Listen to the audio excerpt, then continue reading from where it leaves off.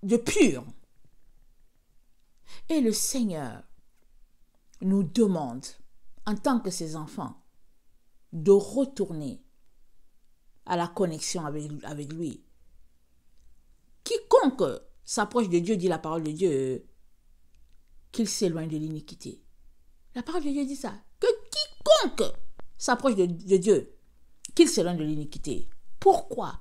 Parce que si tu t'approches de Dieu là, et que tu viens encore marcher dans le péché, c'est trop grave pour toi. Les démons vont bien te torturer et puis vont bien s'installer en toi. C'est pourquoi le Seigneur dit à plusieurs personnes qui sont là dans leur chapelet en train de réciter les prières, notre Père qui est aux cieux, et puis je crois en Dieu, gloire à Dieu, le Créateur, gloire au Fils, et puis je vous salue Marie. Tous ceux-là qui prennent leur temps à réciter le chapelet et qui s'en vont dans le péché, Jésus-Christ dit, laisse ça de côté. Laisse ça de côté. Ou bien ils s'en vont, ils font leur péché là, ils viennent, ils embrassent la statue de Marie là, ils font oui, mère, protège-moi.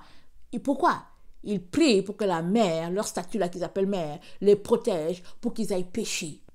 Quand ils ont fini de pécher, ils reviennent, ils se mettent là à genoux pour dire, oh oui, je vous salue Marie, et puis etc. Dieu dit, ça suffit. Ça suffit. Ne prononce pas le nom de celle-là qui est pure dans tes affaires. Alors, ils ne comprennent pas. Ils viennent, ils disent que ouais, Dieu a dit que c'est cela, que Marie c'est l'idolâtrie, et puis et puis Mais ton attitude à toi, c'est quoi ton attitude? Ton attitude à quoi? C'est quoi? Parce que cette femme-là a vécu sur la terre sans être idolâtre. Alors si toi, tu veux te comparer à elle, ou bien si tu veux faire les prières qu'on t'a appris à l'église catholique en te disant voilà comment tu vas te comporter, c'est-à-dire tes ABC de la foi, si tu veux marcher sur cette voie-là, marche-y pleinement. Mais si tu veux aussi marcher sur la voie du monde, alors vas-y dans ta voie du monde, n'essaye pas d'associer les deux choses, ça ne marche pas. C'est ça que Dieu est en train de nous dire. Alors,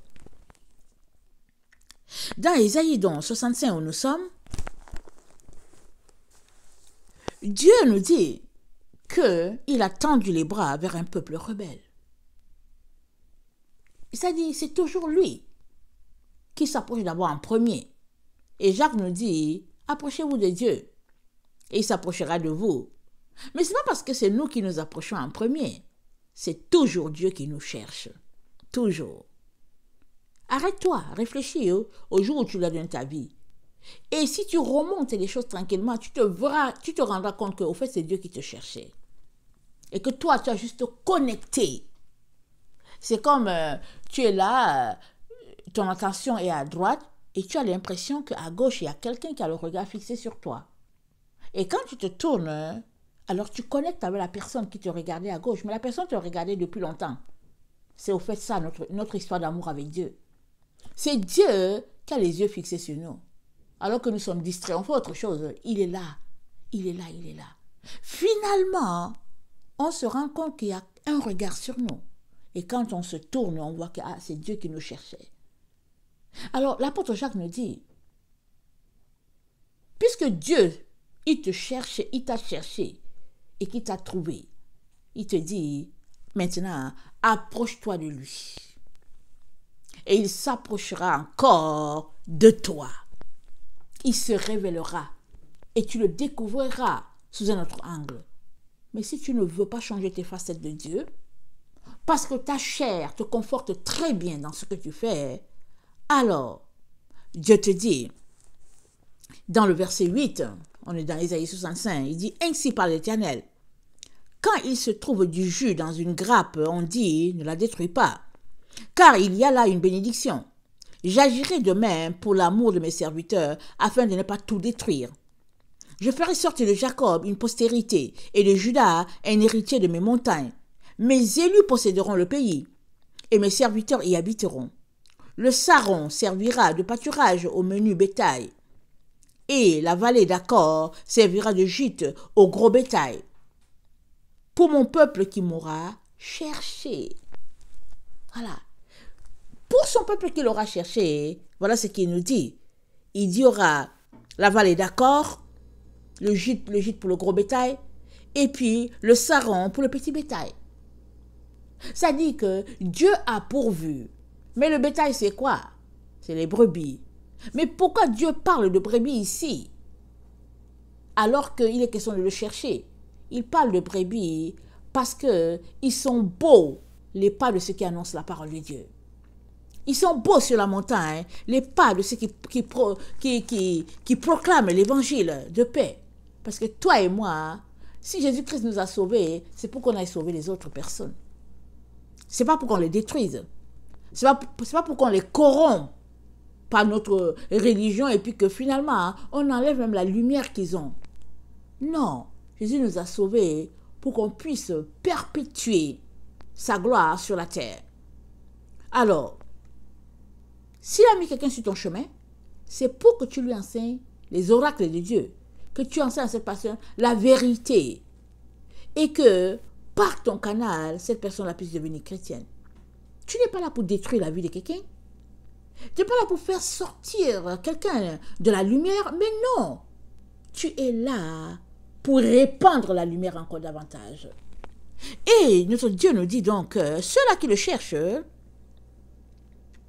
voilà ce qu'il aura pour eux. Mais il dit, mais vous qui abandonnez l'Éternel, c'est là l'histoire. Il dit, mais vous qui abandonnez l'Éternel, qui oubliez ma montagne sainte, qui désirez une table pour Gad, et remplissez une coupe pour Meni, je vous destine au glaive. Et vous fléchirez tous le genou pour être égorgés.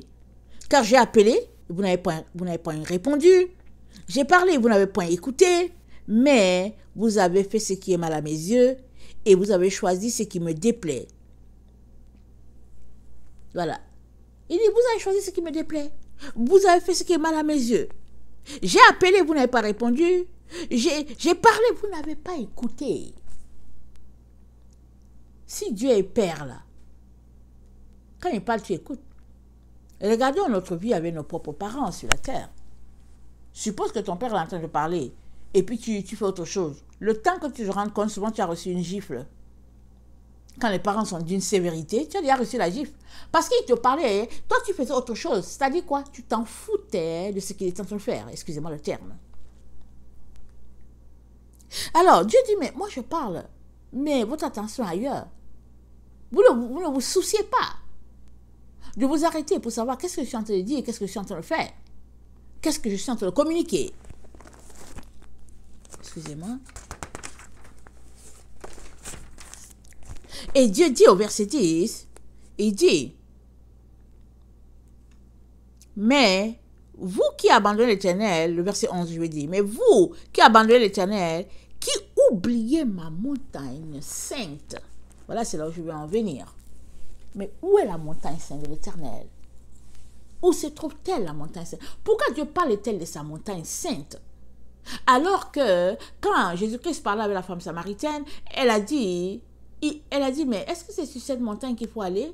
Il a dit, c'est pas sur cette montagne. Il dit, mais l'heure vient. Et cette heure-là est déjà là. Où les vrais adorateurs, ils adorent Dieu à l'endroit où ils sont, en esprit et en vérité. À l'endroit où ils sont, c'est moi qui ai mis ça entre parenthèses, ok? Ils adorent Dieu en esprit et en vérité. Mais c'est à l'endroit où tu es. Si tu es au Bangladesh, tu n'as pas besoin d'aller en Israël pour aller adorer Dieu. Tu l'adores là où tu es au Bangladesh. En esprit et en vérité. C'est ça qui est requis de notre Dieu. Deux choses.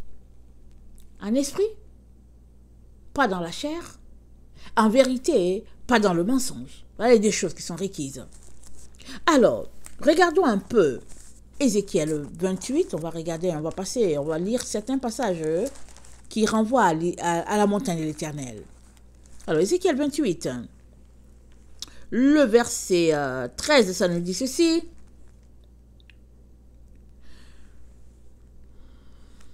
Excusez. Tu étais en Éden, le jardin des dieux.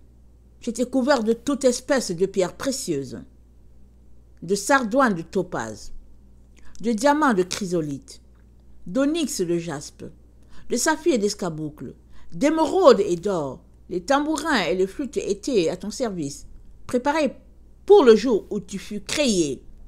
Tu étais un chérubin protecteur aux ailes déployées. Je t'avais placé et tu étais sur la sainte montagne de Dieu. Tu marchais au milieu des pierres étincelantes. Tu as été intègre dans tes voies depuis le jour où tu fus créé jusqu'à celui où l'iniquité a été trouvée sur toi. Par la grandeur, ok, jusqu'au jour où l'iniquité a été trouvée sur toi. Donc voilà, ça parle ici de l'ennemi de nos âmes, de l'adversaire.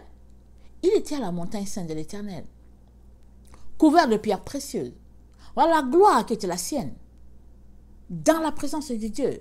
Mais l'iniquité a été trouvée. À un moment donné, Dieu a trouvé l'iniquité dans son cœur. Et Dieu l'a précipité. Parce qu'à la montagne de l'Éternel, il n'y a pas de tache. Il n'y a pas de saleté. Il n'y a pas d'impureté. La Bible nous dit que Jésus-Christ vient chercher une épouse glorieuse, sans tache, ni ride. Alors, à partir du moment où l'iniquité a été trouvée dans le cœur de Lucifer, Dieu l'a précipité. Et la montagne, elle est toujours là, la montagne éternelle. Et il dit, c'est pour quiconque l'aura aimé, parce qu'il nous dit que, il dit, vous avez, le verset 11 de Ésaïe 65, il dit, vous avez oublié ma montagne sainte. Vous l'avez oublié. Alors, c'est quoi le principe de la montagne sainte? Parce que quand Dieu parle de sa montagne, il parle d'un principe. Il parle de quelque chose de bien précis. Ok? Alors, lisons Hébreux 12, le verset 22.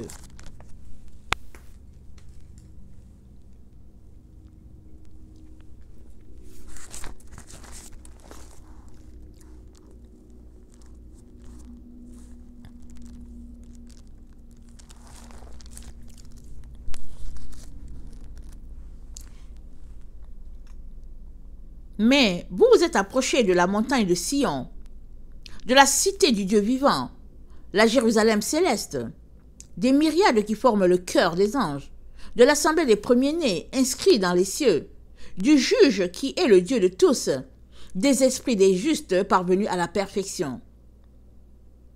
Voilà, à la montagne sainte, c'est ça. Il dit, quand vous approchez la montagne, il dit, vous êtes approchés de la montagne de Sion, de la cité du Dieu vivant. Et nous savons que la cité, c'est la Nouvelle Jérusalem. Ok? Mais c'est quoi le principe à la montagne sainte? Il dit, quand vous êtes approchés, il dit, ce spectacle, le verset 21 dit, ce spectacle était si terrible que Moïse dit, je suis épouvanté et tout tremblant. Voilà. À la montagne sainte, qu'est-ce qui s'est passé là-bas? Dieu a donné les 10 commandements. À la montagne sainte, Dieu a rencontré Moïse. Il y a eu un échange, une intimité. Il y a eu une connexion pour que Dieu livre à son peuple la manière dont il devrait marcher. Donc, si on ramène si on ramène cela à nous, Dieu est en train de nous dire qu'on devrait marcher selon ses commandements. Quand il parle de sa montagne sainte, il dit, vous oubliez ma montagne sainte. Parce que la montagne sainte, c'était la pureté, la sainteté. Il y a un passage dans, je pense, Exode, où Moïse dit au peuple, purifiez-vous, lavez-vous, et puis qu'il n'y ait pas du tout de sexualité entre monsieur et madame, parce que le Seigneur va nous visiter dans 3 jours. Sainteté, pureté à outrance, sur la montagne sainte de l'Éternel. Le psaume 15.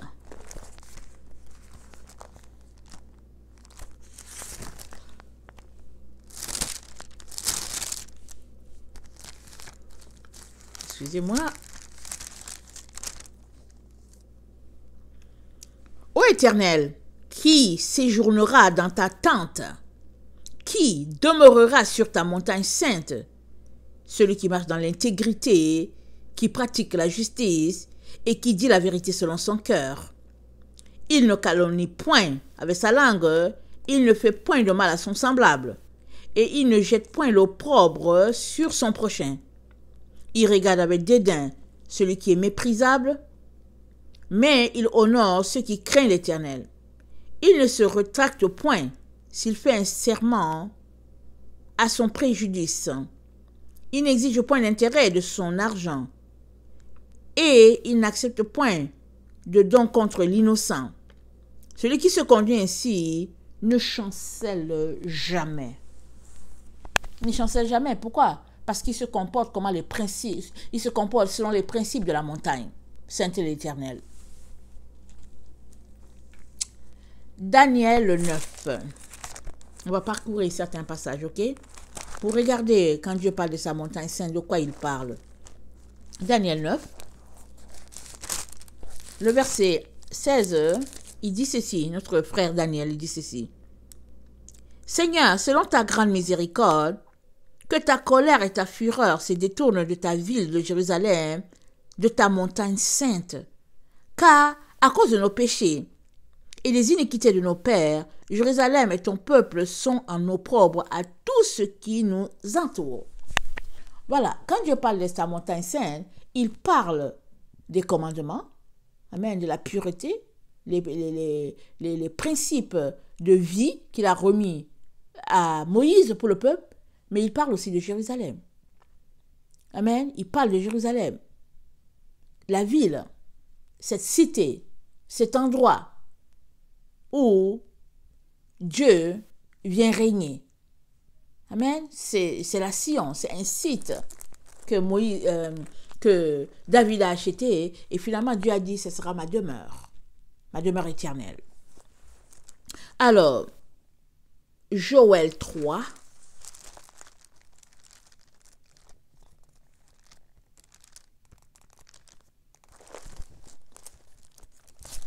Joël 3, le verset 17.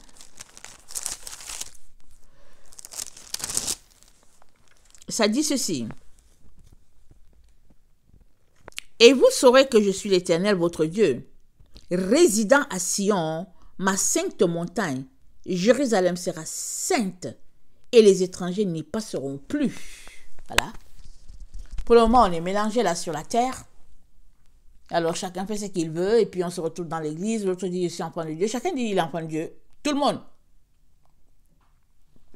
Le musulman, le bouddhiste, le sorcier, tout le monde dit, nous sommes enfants de Dieu. Tous. Sauf les autres qui sont rebelles, qui disent que Dieu n'existe pas. Tout le monde dit que nous sommes enfants de Dieu. Mais Dieu dit, sur sa montagne sainte, il n'y aura pas d'étrangers. Quand Dieu parle d'étrangers, c'est étranger par rapport à quoi? C'est par rapport à sa parole. C'est par rapport à la vie que nous menons. Soit nous sommes étrangers de la vie de Dieu, soit nous sommes amis de Dieu. Dans le principe que nous écoutons ce qu'il fait, nous décidons de mettre en pratique ses principes de vie. Soit tu es son ennemi, alors tu veux rien savoir. Soit tu dis, Père, je suis ton enfant, je veux marcher pour que tu sois satisfait. Amen. Alors, le psaume 24, on le connaît bien.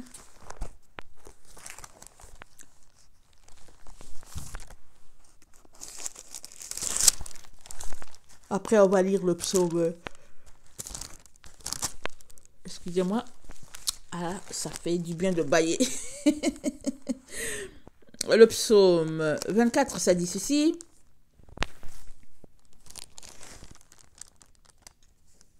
Le verset 3. Qui montera à la montagne de l'Éternel, qui s'élèvera jusqu'à son lieu saint, celui qui a les mains innocentes et le cœur pur, celui qui ne livre pas son âme au mensonge et qui ne jure pas pour tromper. Il obtiendra la bénédiction de l'Éternel, la miséricorde du Dieu de son salut. Amen. Voilà le partage de la génération qu'il invoque, de ceux qui cherchent ta face, Dieu de Jacob. Ça, c'est notre partage. Tous ceux-là qui cherchent la face de Dieu, leur part, c'est la montagne sainte. Parce que c'est là que Dieu demeure. C'est ça qu'on vient de lire.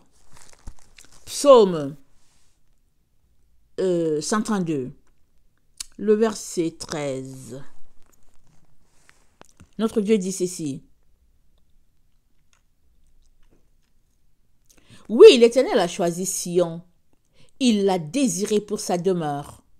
C'est mon lieu de repos à toujours. J'y habiterai, car je l'ai désiré. Je bénirai sa nourriture. Je rassasierai de pain ses indigents. Je revêtirai de salut ses sacrificateurs. Et ses fidèles pousseront des cris de joie. Là, j'élèverai la puissance de David. Je préparerai une lampe à mon oint. Je revêtirai de honte ses ennemis. Sur lui brillera sa couronne. Ah, en tout cas, il dit, je l'ai désiré. Alors, qui va s'opposer? Alors, il y a un psaume qui dit, mais vous là, les autres montagnes là, mais pourquoi avez-vous des problèmes avec la montagne de l'Éternel? Il dit, c'est moi qui ai choisi cette montagne-là. C'est quoi votre problème? Pourquoi créez-vous des problèmes à la montagne que je me suis choisie? C'est ce que l'Éternel dit. Et on comprend que, au fait, il nous a créés, n'est-ce pas? Il a le droit, c'est lui le créateur, il a le droit de dire, ok, c'est ici ma montagne. C'est ici que je vais demeurer. On peut au moins lui laisser ça, n'est-ce pas?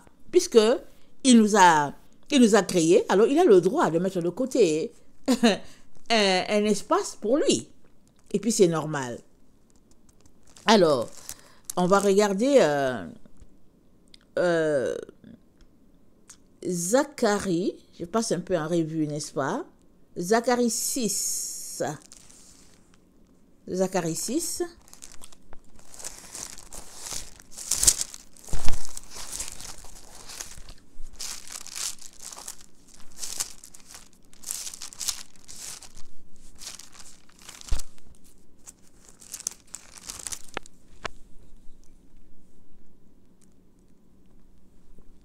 Zacharie 6, le verset 12, on nous dit ici,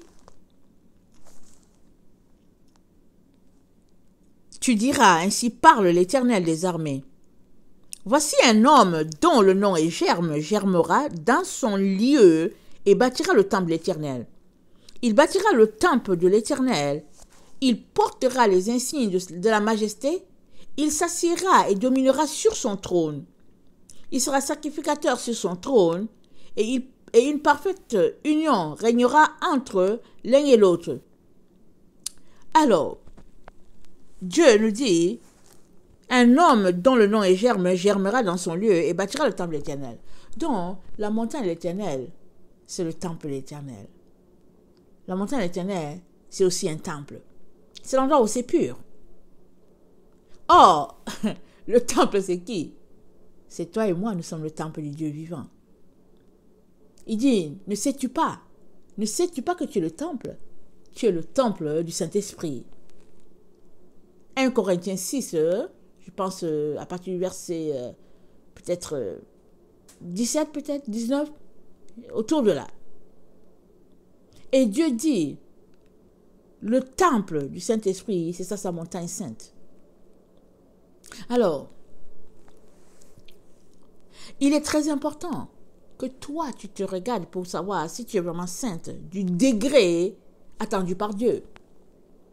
Parce que si tu n'es pas pure du degré qui est attendu par notre Père et que tu ne veux pas changer, te dépouiller et agir selon ses normes, tu seras vomi. C'est ça qu'il aimerait qu'on comprenne. Mais seuls ceux qui sont dans le leur se disent que bon, ils peuvent mener la vie qu'ils veulent, pécher comme ils veulent, tout ce qu'ils veulent, et que bon, ils vont se retrouver à la montagne de l'Éternel. Beaucoup d'enfants de Dieu, malheureusement, sont dans cette dynamique-là. Oh, c'est pas ça. Quand on lit la Bible, ça ne dit pas ça.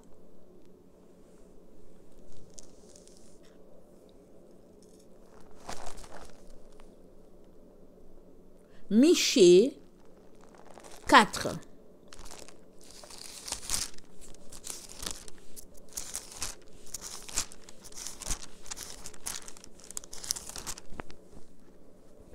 Michée 4. Il arrivera dans la suite des temps que la montagne de la maison de l'Éternel sera fondée sur le sommet des montagnes. Elle s'élèvera par-dessus les collines et que les peuples y afflueront. Des nations s'y rendront en foule et diront, « Venez, montons à la montagne de l'Éternel, à la maison du Dieu de Jacob, afin qu'il nous enseigne ses voies et que nous marchions dans ses sentiers, car de Sion sortira la loi, et de Jérusalem la parole de l'Éternel. Il sera le juge d'un grand nombre de peuples, l'arbitre des nations puissantes lointaines. De leurs glaives, ils forgeront des hoyaux, de leurs lances, des serpes. Une nation ne tirera plus l'épée contre une autre, et l'on n'apprendra plus la guerre.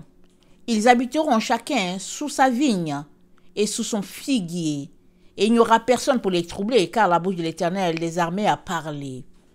Tandis que tous les peuples marchent chacun au nom de son Dieu, nous marcherons, nous, au nom de l'Éternel, notre Dieu, à toujours et à perpétuité. Donc, voilà. Mais je vais continuer encore un peu. En ce jour-là, dit l'Éternel, je recueillerai les boiteux, je rassemblerai ceux qui étaient chassés, ceux que j'avais maltraités. Des boiteux, je ferai un reste. De ceux qui étaient chassés, une nation puissante. Et l'Éternel régnera sur eux à la montagne de Sion, dès lors et pour toujours. Et toi, tour du troupeau, colline de la fille de Sion, à toi viendra, à toi arrivera l'ancienne domination, le royaume de la fille de Jérusalem. Donc ici, on comprend que la montagne de l'Éternel, on sait que c'est Sion, et on sait que Sion est rattaché à Jésus-Christ. Amen. Alors, et c'est ça qui est la Nouvelle Jérusalem, parce que la Nouvelle Jérusalem, c'est aussi Sion. Et Dieu nous dit, il dit, à toi viendra, à toi arrivera l'ancienne domination, l'ancienne cité de Jérusalem, c'est ça. Donc, voilà. Pourquoi maintenant, pousse-tu des cris, n'as-tu point de roi, plus de conseiller, pour que la douleur te saisisse comme une femme qui accouche? Fille de Sion, souffre et gémit comme une femme qui accouche. Car maintenant tu sortiras de la ville, et tu habiteras dans les champs, et tu iras jusqu'à Babylone. Là, tu seras délivré. C'est là que l'Éternel te rachètera de la main de tes ennemis. Maintenant, plusieurs nations se sont rassemblées contre toi. Qu'elles soient profanées, disent-elles, et que nos yeux se rassasient dans Sion. Mais elles ne connaissent pas les pensées de l'Éternel. Elles ne comprennent pas ses desseins. Elles ignorent qu'il les a rassemblées comme des gerbes dans l'air. Fille de Sion, lève-toi et foule. Je te ferai une corne de fer et les ongles d'airain. Et tu broieras les peuples nombreux. Tu consacreras leurs biens à l'Éternel, leur richesse au Seigneur de toute la terre.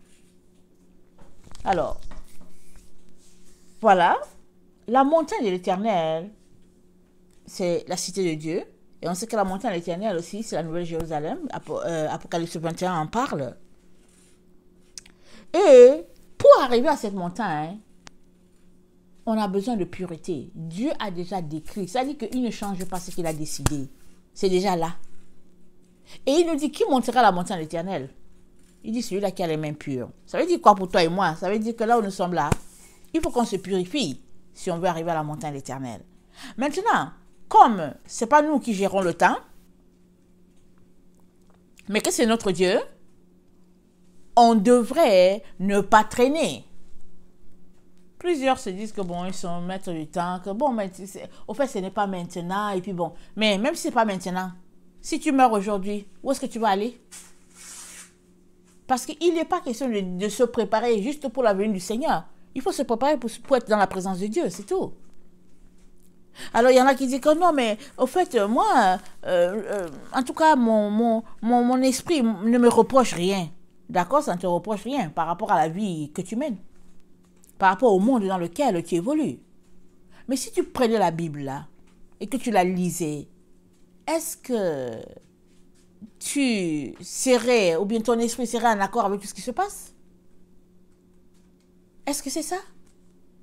Parce que si tu ne lis pas la Bible, ben voilà, tu ne la lis pas. Alors comment sauras-tu ce que Dieu a dit ou bien ce que Dieu n'a pas dit? Mais à partir du moment où tu t'engages à dire « je vais mettre en pratique », alors là, ton esprit pourra faire une comparaison pour savoir si ta vie est conforme à ce que Dieu dit. Parce que Dieu ne changera pas ses principes de vie parce que nous, notre génération, nous ne voulons pas imiter ceux-là qui nous ont précédés. Alors, on a lu hier Malachie 2, où il parlait de Lévi, comment Lévi a une crainte pour lui, comment Lévi l'a honoré.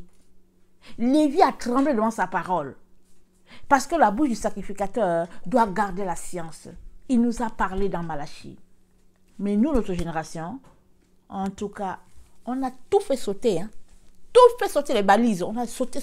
On a tout enlevé. On a gardé juste que Martin Luther aurait dit sola gratia. Donc, on a gardé ça. On dit sola gratia, sola gratia. Mais quand on ouvre nos yeux là, quand on regarde le monde là, c'est sûr que sola gratia, ça ne suffit pas. Parce que si on dit seulement que c'est sola gratia, alors il y a une partie de la Bible qui ne coïncide pas. Parce qu'il y a sola gratia, mais il y a aussi la foi. Alors, si c'est seule la grâce, ça ne marche pas. Parce que notre parole que le Seigneur nous a donnée nous dit que celui-là qui est sauvé, ou bien on voit que la grâce est dans ta vie, quand ta vie est une vie remplie d'œuvres pour la gloire de Dieu. C'est comme ça qu'on voit que la grâce de Dieu est dans ta vie. Mais la grâce de Dieu n'est pas visible dans ta vie juste ici parce que tu dis que oui, ici sauvé. Parce que l'apôtre Jacques dit quoi? Il dit, montre-moi ta foi sans les œuvres. Et moi, je te montrerai ma foi avec les œuvres. Question nous dit que les deux vont ensemble. Alors, si tu t'assois là sur sola gratia, tu ne vas jamais arriver sur sola gratia. Tu ne vas pas arriver dans la présence de Dieu. Parce que sola gratia seul ne te conduira pas là-bas. Il est très important que tu sortes de là. De cet enseignement qui te fait croire que ouais, je suis sauvé, et puis je suis sauvé, alors que dans le fond, il est très très important, mes chers frères, qu'on arrive à ce constat que a dit Ésaïe 64, le verset 5. Il a dit, notre justice là, ce n'est que vêtements souillés. C'est ça la justice de l'homme. Vêtements souillés. Mais la justice de Dieu, si tu veux la voir, il faut que tu prennes toute la parole de Dieu. Et là, tu auras aussi toute sa justice.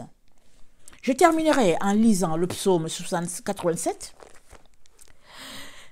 et nous encourageant à aller dans la présence de Dieu pour nous humilier, nous faire tout petit et le supplier de venir nous transformer.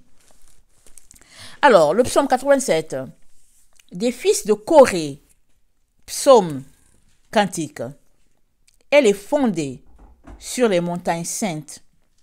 L'Éternel aime les portes de Sion plus que toutes les demeures de Jacob. Des choses glorieuses ont été dites sur toi, ville de Dieu. Je proclame l'Égypte et Babylone parmi ceux qui me connaissent. Voici le pays des Philistins, Tyr, avec l'Éthiopie. C'est dans Sion qu'ils sont tous nés. Alléluia. On est tous nés dans Sion. D'abord, Dieu dit quoi? Il dit, Abraham seul j'ai appelé. Il dit quoi? Abraham, c'est notre père. Alors, il y a une seule personne qui l'a appelé. Tout ce qu'on fait là, c'est parce que notre bénédiction, nous rentrons tous dans Abraham. Et maintenant, il dit, on est tous nés dans Sion. Alléluia. Jésus est venu. Amen. On est nés au pied de la croix. C'est à la croix qu'on est tous nés. C'est là la croix de Jésus-Christ. C'est ça le trône de tout l'univers. Si tu ne vas pas à la croix, tu ne peux pas naître. Et si tu es né à la croix, la vie de la croix, c'est une vie de renoncement, une vie de sacrifice, une vie d'abandon, une vie de dépouillement. Si tu es là, tu ne veux pas te dépouiller, tu es rempli d'égoïsme, rempli de toi-même, et puis tu dis que ouais, je suis sauvé, tu es dans le leurre. Il est très important que tu te dépouilles, parce que tu n'entreras pas. Il faut que je te dise la vérité. Il faut que je te dise la vérité. Sors de tes illusions. Et puis, va devant le Seigneur. Va t'humilier. Va chercher sa face. Crie à lui. Il viendra pour se révéler à toi. Donc, voici les Philistins, Tyr, l'Éthiopie. C'est dans Sion qu'ils sont nés. Et de Sion, il est dit, tous y sont nés. Et c'est là, et c'est le Très-Haut qui l'a fermé. Alléluia. L'Éternel compte en inscrivant les peuples. C'est là qu'ils sont nés. Amen. On est nés à Sion. Alléluia. Et ceux qui chantent et ceux qui dansent s'écrient, toutes mes sources sont en toi. Alléluia. À la prochaine vidéo, on va essayer de voir un peu plus en détail les principes dans Sion, la montagne de l'Éternel, ces principes de vie. Qu'est-ce qui se passe dans Sion? On va essayer de voir. Qu'est-ce qu'il y a dans Sion et comparer un peu notre vie avec. est-ce que on approche? Ou bien est-ce que dans ce côté-ci, on est dans le leur? Et puis, ben voilà, qu'est-ce qu'il faut changer? C'est très important. Que le Seigneur bénisse sa parole. Je vous aime beaucoup et Dieu davantage. Maranatha, Jésus-Christ revient. Amen et amen. Soyez bénis. Alléluia.